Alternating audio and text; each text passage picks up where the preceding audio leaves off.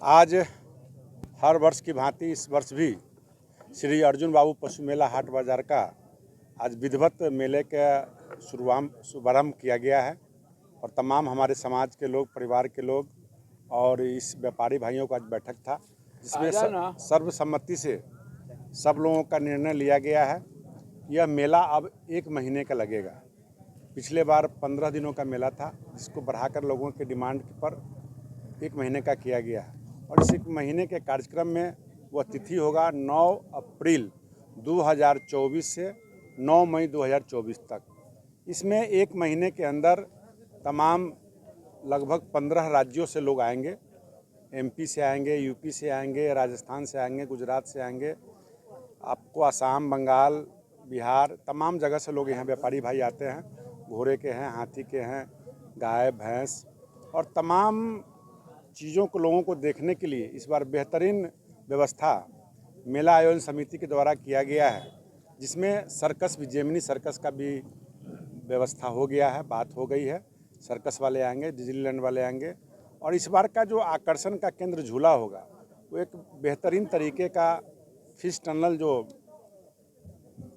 एक झूला के अंदर आता है फिश टनल, जिसमें रंगीन मछलियों का एक 10-20 हज़ार मछलियाँ उसमें रहेगी, उसको लोग देखेंगे और शीशे के अंदर वो बंद रहता है। और उसके अलावा मौत का कुआं, जो बिहार का सबसे बड़ा मौत का कुआं होगा, उसमें लगभग 10 मोटरसाइकिल और 7 मारुति कार एक साथ चलेंगे। ये सारी व्यवस्था बनाई गई है और निश्चित तौर से इसमें एक नया चीज़ और भी ऐड किया गया है। पिछले बार प्रतियोगिता हुआ था, दंगल प्रतियोगिता महिला पुरुष, तो इस बार 2 दिवसीय किया गया है, यानी 2 बार होगा, क्योंकि बिहार के अंदर भी प्रतिभावान बहुत ऐसे पहलवान हैं जो छूट गए थे। जिन लोगों ने मुझे शिकायत किया कि हम लोग बिहार के रहने वाले हैं, हम बिहार में अपना प्रैक्टिस करते हैं, खेलते भी हैं, हम लोगों को आमंत्रण नहीं दिया गया। तो लोगों के सुझाव, मेला समिति के लोगों के द्वारा सुझाव हुआ कि इस दिन हनुमान जयंती के अवसर पर बिहार के जितने भी हमारे पहलवान पुरुष हो या महिला हो, उनका कुश्ती एक दिन हो जाए और बाहर अन्य राज्यों का कुश्ती दूसरे दिन, जो तिथि तय हो जाए, उस पर किया जाएगा।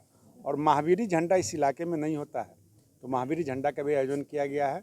और निश्चित तौर पे इस मेले के अंदर जो पिछली बार जो व्यवस्था हुई थी, उससे बेहतर चाक चौबंद व्यवस्था होगा, बेहतर मूर्ति का आकर्षण केंद्र रहेगा, बेहतर तरीके से यहाँ पर नाच गाने का प्रोग्राम होगा। एक अहम सवाल है, विधि व्यवस्था को लेकर किस तरह से व्यवस्था इस बार किया निश्चित तौर पे पिछले बार सरकार के द्वारा यहाँ पर फोर्स की व्यवस्था की गई थी, आयोजन समिति के द्वारा भी किया गया था और इस बार समाज के लोगों ने भी तय किया कि हम लोग भी रह करके इस मेले को बेहतरीन तरीके से व्यवस्था मुहैया कराएंगे। और पहला साल मेला था, इसलिए बहुत सारे अनुभव नहीं थे। मेला लगने के बाद सारे अनुभव प्राप्त हुए हैं। लोगों ने सुझाव भी लिखाया है। सुझाव में शौचालय का व्यवस्था होना चाहिए, बिजली का व्यवस्था होना चाहिए, ट्रैफिक का व्यवस्था होना चाहिए। सारे चीज़ों पर अध्ययन करके सभी मेला आयोजन समिति के जितने भी सदस्य हैं वो तय करके एक व्यवस्था बनाएंगे और सरकार के सहयोग से और अपने सहयोग से और समाज के सहयोग से बेहतरीन व्यवस्था हो, हम ये प्रयास करने जा रहे हैं। पिछले बार जाम की समस्या काफ़ी ज़्यादा हाँ, पिछले बार जाम की समस्या थी, जो लोगों को ये आइडिया नहीं था कितना बड़ा मेला लगेगा, उसके लिए जगह हम लोग कम लिए थे।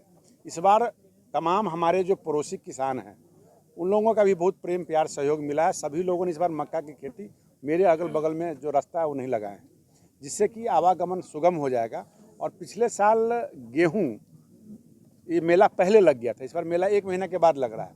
उस समय सारे फसल कटे रहेंगे तो कहीं से भी लोग निकल सकता है। उसके अलावा 2 रोड हमारा जो नहीं बना हुआ था, वो रोड भी बन गया है, तो बेहतरीन तरीके से यातायात का सुगम व्यवस्था किया जाएगा इस पर।